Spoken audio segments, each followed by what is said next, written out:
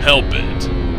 From Indian ripoffs of cherished 90s Christmas movies to Turkish takes on the final frontier, we look at the 15 dumbest movie knockoffs. Number 15. Transmorphers. Here's where the term mockbuster was born, with the company Asylum launching its most well-known ripoff film. This poorly made ripoff of Transformers is basically about robots being piloted by aliens controlling the Earth in the year 2309.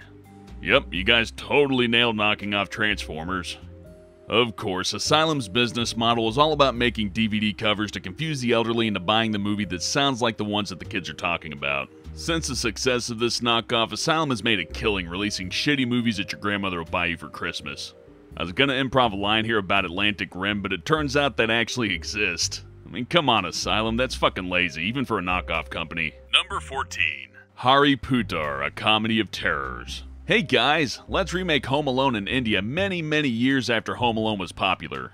At least that's what someone came up with in a board meeting, and they probably got a promotion for rather than being fired like they should have been. Like any proper Home Alone ripoff, it's about a kid beating up criminals trying to steal his dad's secret $1 million formula. Why anyone thought it would be a good idea to rehash this film in 2008 is mind-boggling. Even the company that legally owns it tried it, and it failed pretty fucking badly. Surprisingly enough, Warner Brothers filed a lawsuit against Murchie Movies, but over the title being too similar to Harry Potter, it had nothing to do with it being a ripoff of a 20-year-old movie. I kinda feel bad for Murchie Movies. I mean, Hari Putar is obviously an attempt to kinda cash in on Harry Potter, but Atlantic Rim, for fuck's sake, Warner Brothers.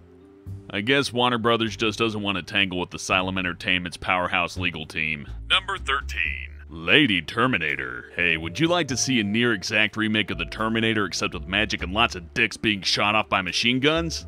Well, that's what a group in Indonesia wanted to see, so they made it. With a plot based around an ancient goddess that makes a vow to kill the great-granddaughter of a man who defeats her vagina snake thing?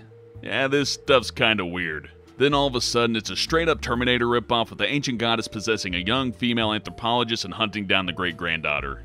From the techno club to the police station slaughter and even the eye removal scene, Lady Terminator hits all the beats of James Cameron's sci-fi classic. Just with vagina snakes and crotch shots. Number 12. APE. While normally it's Japan who's well known for its giant monster movies, Korea also has some to sate your desire for destruction with this King Kong ripoff. APE features fights between the giant primate, a great giant white shark, along with the giant python that has absolutely no explanation.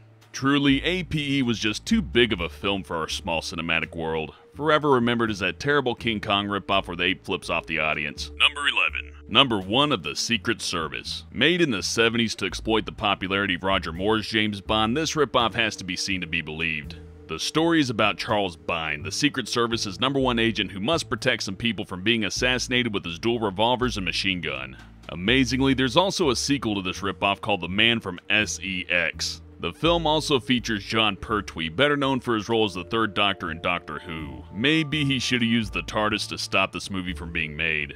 I mean, I know you're not supposed to mess around with time that much, but in this circumstance, I think the ends justify the means. I mean, really, The Man from SEX? My brain doesn't even know how to process that as like a movie, you know? It sounds like some kind of pornography, but then again, pornographies are actually a little bit more creative with their names. Number 10. Bashi Khan, aka Turkish First Blood. The first on the list of many Turkish ripoff versions of Hollywood movies, of which there are about 1 million of. Turkish First Blood is a terrible low-budget attempt to capture the Stallone classic that had the great idea to use an old overweight man as a lead.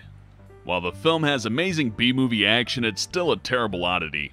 While it mostly copies the premise of a lone badass in the forest kicking the ass of a group hunting him, that's where most of the similarities end. Especially when the film ends with Rambo blowing up an amputee. Not that the actual American Rambo was a hero or anything, but for fuck's sake, come on. I mean, what does he do in the sequel? Shoot someone in a coma with a rocket launcher? Number 9. Apocalypse Earth. Surely this film must be better than the one it's imitating, because when you're knocking off After Earth, there's really nowhere to go but up. Released 1 week before After Earth, the film shares little similarities with M. Night Shyamalan and Ding Dong's masterpiece, except for its twist ending, which it technically stole from Planet of the Apes. See, the story focuses on a group of humans whose cryo-storage ship thing crash lands on a hostile alien planet, but after 90 minutes of alien fighting, they reveal it was Earth all along! But you know what? It's still a better movie than that Will Smith one where he talks in a stupid accent. Number 8. Titanic 2. Well, this one was doomed from the start. Titanic 2 is basically what happened if the Poseidon Adventure had a ship called the Titanic. It's not a hell of a lot different, as this movie does nothing we haven't seen before in a cruise ship disaster film. Well, maybe one thing, being that the cause for the ship sinking is global warming. Wait, how the fuck does that make any sense? Global warming melts icebergs. This was all just a trick to make 40-year-old women think that there's an actual sequel to the Titanic, and boy, they must have been disappointed. Number 7. The Little Panda Fighter. Okay, so there's a hell of a lot of rip-off 3D animated films out there, and this isn't even the only one to rip off Kung Fu Panda, but it's the worst. This film features some of the most hideous CGI ever to grace a screen and has a story that's so stupid and silly that you actually need to see it to believe it. It's hard to believe that anyone could ever think that this was a good idea. Apart from destroying all faith in the human race, Little Panda Fighter will dazzle you with the sights of a panda that just wants to dance and a polar bear that just wants to beat people up. So really it should be called Little Panda Dancer. It's almost as if there was a production error and they mixed up the panda and the polar bear character, but by the time anybody noticed, they were too late, so they just slapped it onto a DVD and shipped it. Number 6. Snakes on a Train. Before it turned out that no one went to see snakes on a plane, Asylum thought it'd be a good idea to cash in on the internet hype, as they have been doing for years. Snakes on a Train might have actually done well if they'd have taken a clear comedy angle with the film, rather than playing it straight and just hoping it would sell. You know, play it up as a parody of a 70s disaster film and create some comedy gold. Arguably, this is the same problem Snakes on a Plane suffered from, but the movie didn't feature a 50-meter long snake chasing a train. Wait, maybe Snakes on a Train is a better movie. Number 5. Batty. Damn it, Turkey, didn't you learn your lesson with Rambo? Obviously not, because there's still 2 more Turkish films on this list. Batty's the Turkish equivalent to E.T. Except instead of being cute and funny, Batty is terrifyingly ugly and annoying. Look at this thing's face! No child's gonna want it eating the Reese's Pieces, let alone helping to find its way home. But if you thought that E.T. needed a dream sequence where the alien dances with the kids in their school classroom, then Batty's a movie for you. Number 4.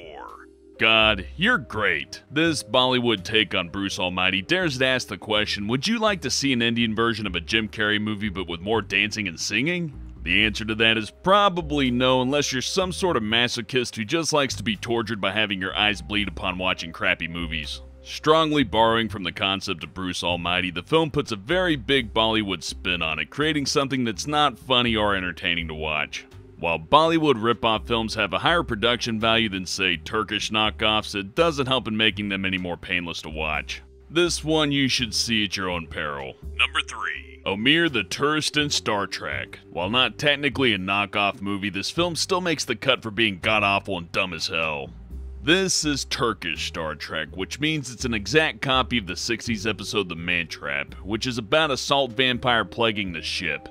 But by exact, I mean add in the extra character Omir, who's a tramp having shenanigans all over the ship while the salt creature kills people. The film actually does a really good job at replicating Star Trek on what I assume is a smaller budget than the TV show had, but it's no substitute. And the stuff with Omir the Turkish hobo is pretty goddamn terrible. This is one no one should be beaming up. Number 2. The Dragon Lives Again. Want to see Bruce Lee fight Popeye, James Bond, Dracula, Clint Eastwood, and The Godfather? Well, then you probably already seen this movie then. Made after Bruce Lee's death, this is one of the many films trying to cash in on his name by having an actor with a similar sounding name and using that to con people into seeing the film. This one, however, uses the name Bruce Long, who dies and goes to hell where he fights a number of fictional characters. This movie's pure crazy, and it's either really, really dumb or really, really awesome. We can't decide. Oh, also, the film makes many jokes about Bruce's big dragon. Number 1. Turkish Star Wars. Well, Turkey, you've done it again. Starring the same actor from Turkish First Blood, Turkish Star Wars, or The Man Who Saves the World, has nothing to do with Star Wars other than it uses footage from the film as cutaways. Just perfect, guys. Create some Z-movie sci-fi film and insert some shots of the Death Star and you have an amazingly perfect copy of Star Wars. Oh, and instead of Darth Vader, insert an evil space wizard. Well, wait, that is kind of Star Wars, isn't it? Turkish Star Wars has grown a so bad it's good cult following over the internet, and it does have some campy and fun moments, but that doesn't save it from being a dumb film. That being said, it's still more dignified than the Christmas special. Thanks for watching, and I'll see you next time.